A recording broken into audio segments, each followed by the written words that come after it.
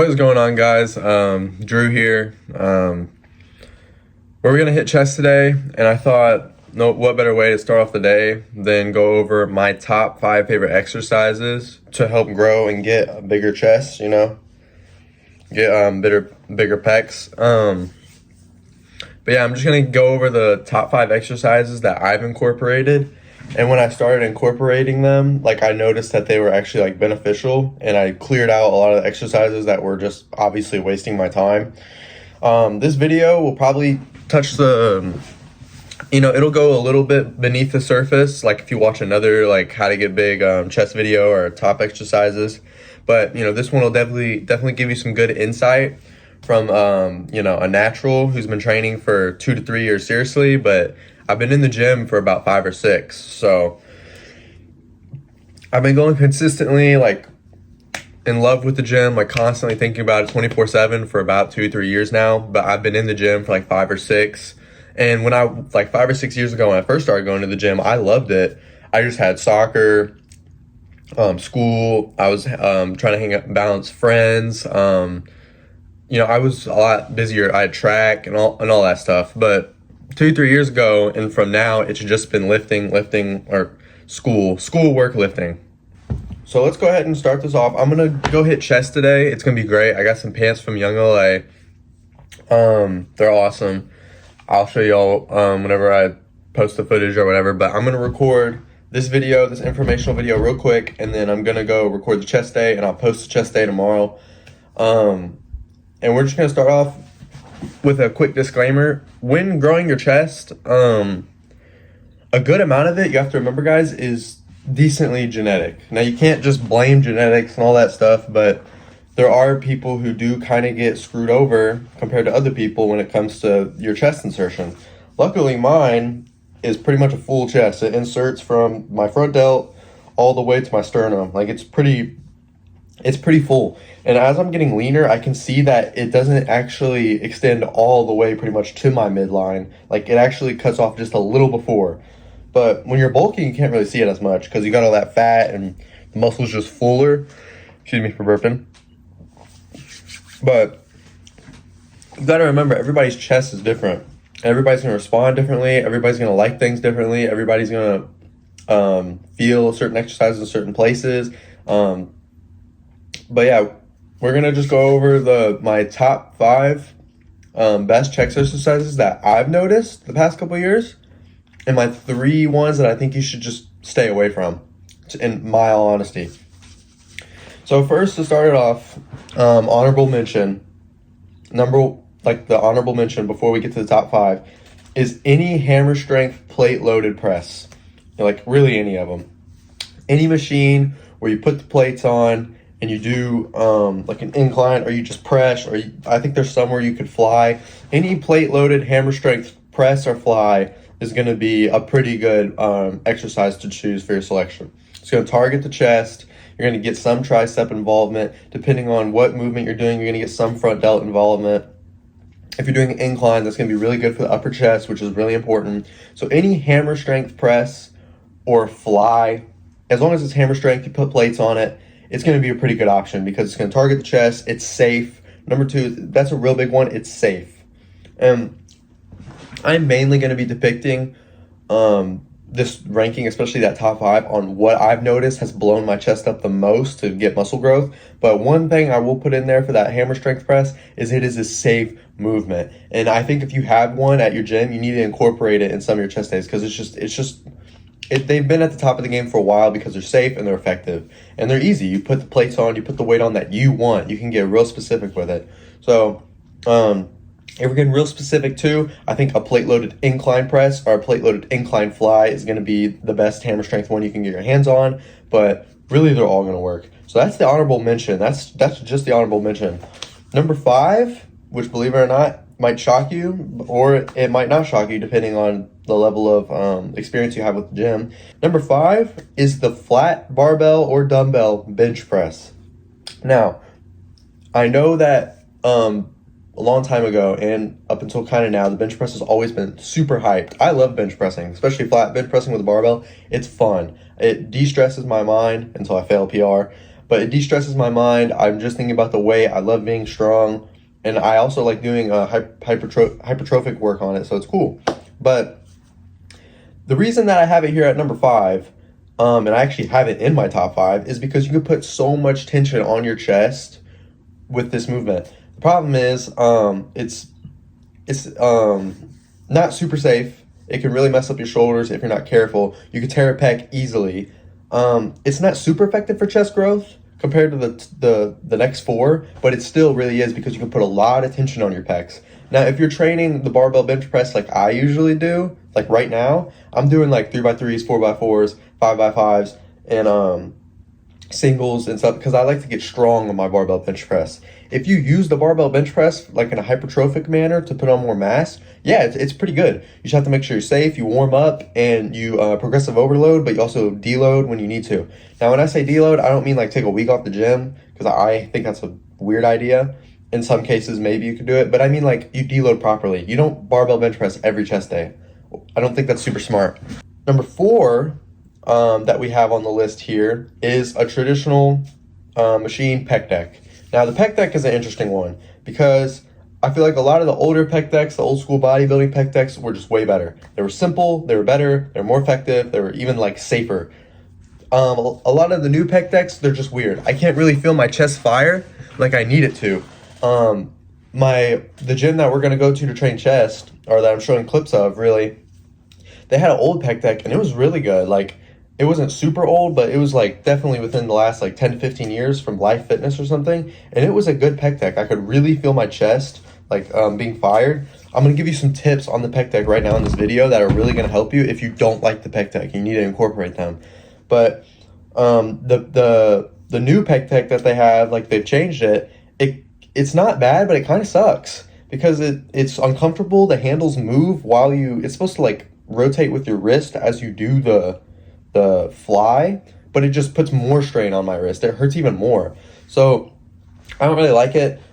2 big things that can really help you on your Pec Dec that can make or break the Pec Dec. That's why I said the Pec Dec is an interesting one. Number 1 is controlling the negative and stretching as much as possible. You get the most hypertrophic growth, which is what this whole video is about, under the stretched position of a movement. So when you're doing a fly and you're opening that chest up, there's just some cues I need you to do. I need you to stick your head back, puff your chest out, retract your scapula. So like, imagine there's a pencil in your back and you're trying to squeeze it. And then I need you to open your chest as much as you physically can to stretch those fibers in your chest, because that is going to tear the fibers in the chest respectfully, not in a manner where you're tearing down like muscle, like you're tearing your pec. But you need to do that to open up and get those micro tears in the pec so you can actually promote the growth stimulus in your body. So then, after you open that up, you know, the further, Arnold said this, which Arnold was great about some things, but some things not so much. I love Arnold. But the further you stretch the muscle, the more you can contract it. So that's important. So under this position right here, when we're open with that Pec Dec, when we're doing the negative and we get to that full stretch, that is the most important part of the movement for muscle growth. So when you're doing that Pec Dec, really open up, stretch those fibers, tear them down. And then after you're done with the stretch and you pause for half a second, or you don't even have to pause. Once you get to that full lengthened position, your chest is being super stretched, then you got to come in and do the concentric, and then you want to get a good contraction at the top. For me, the contraction is what helps pump blood into the muscle, but the stretch is what actually promotes the growth stimulus.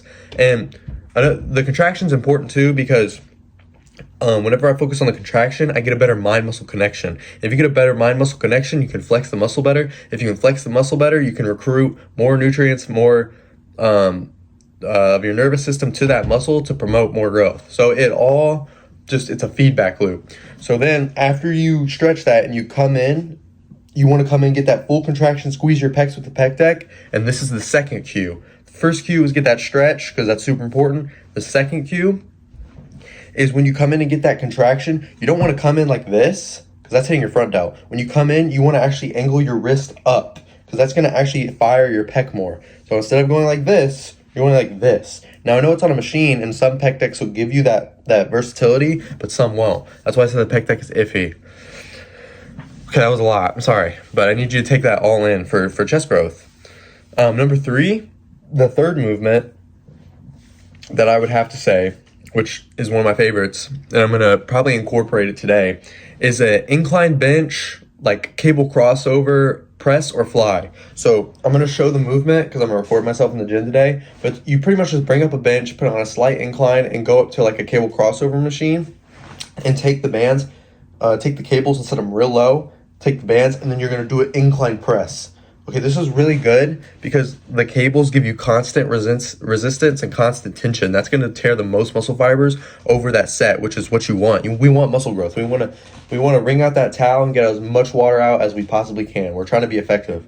So the reason that I love this exercise is after you're done with the press, or first what I would do is when you're in this position, I would first do a fly. So set the weight pretty good. Make sure you're getting a good stretch. In this position, in this exercise, you gotta be careful because when you start training chest correctly, like when you start training it correctly and you start getting that good stretch, if you're in a deficit and you're pushing it, you have to be careful because the pec is a very vulnerable muscle on your frame when you put it under a lot of tension. I feel like your lats and your traps are just way harder to tear, so you can take back training to a whole nother level of intensity. With chest, you have to train really hard, but you have to train really smart because when you tear a pec, it's over. You're done. If you are natural though, it's pretty hard to tear your pec. If you're enhanced, your muscle is growing faster than your joints and your ligaments, so it becomes a lot easier to tear a pec. And you can do more weight whenever you are enhanced, and that puts even more strain on the muscle that's growing faster than the tendons. So just another cue that you should stay natural. But whenever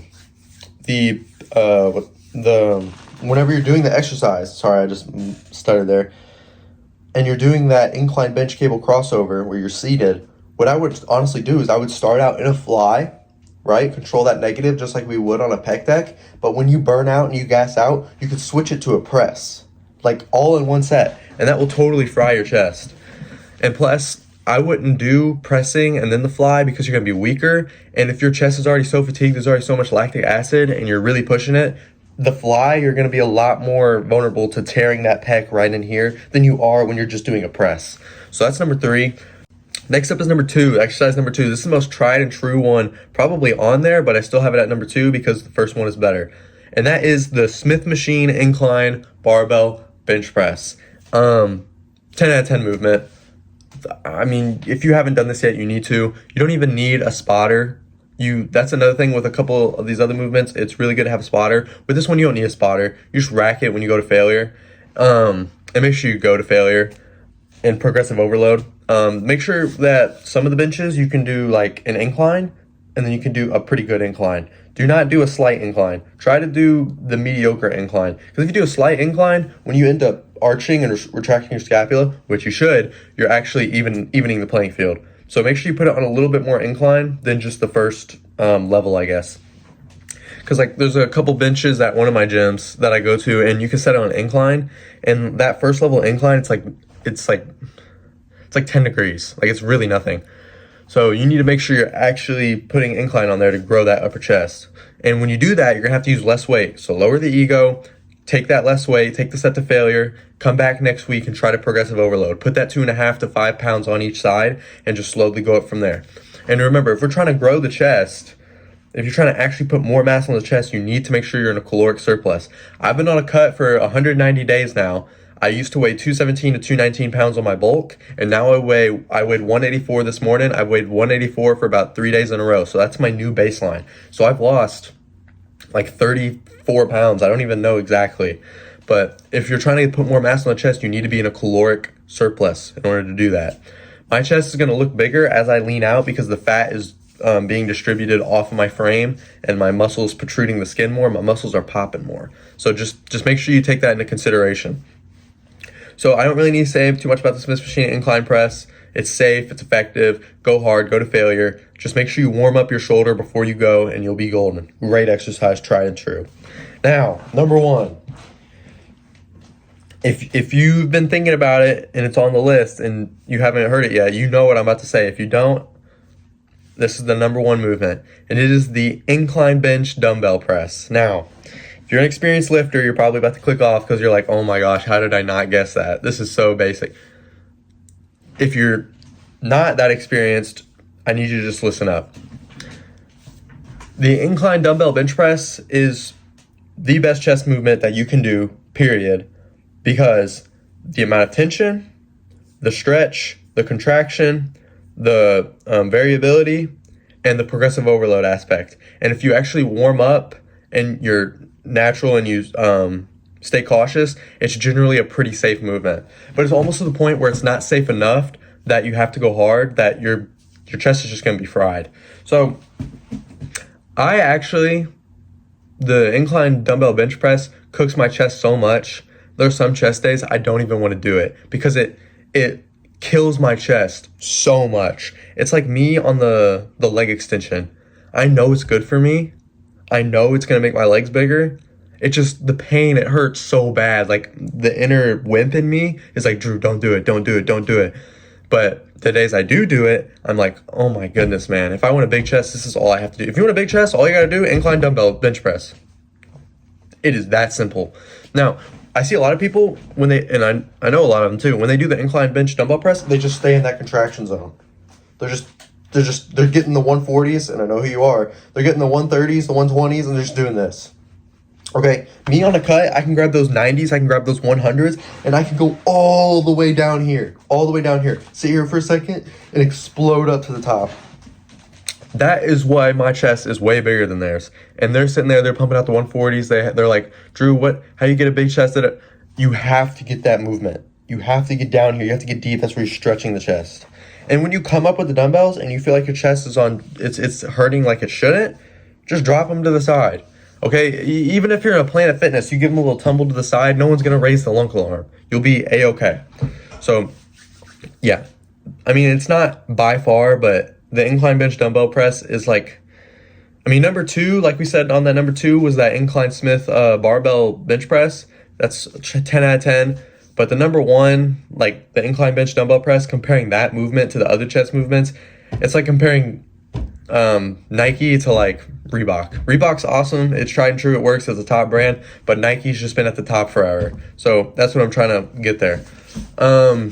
Now my top 3 movements that I think you should stay away from, 2 of them are going to surprise you, 1 of them won't. Number 1 is the decline bench press, whether it's dumbbell, barbell. Yeah, just stay away from this movement. You don't need it. Your upper chest is stubborn. It doesn't want to grow. Your the lower part of your chest, which connects to the mid part of your chest, which is just one full muscle belly there.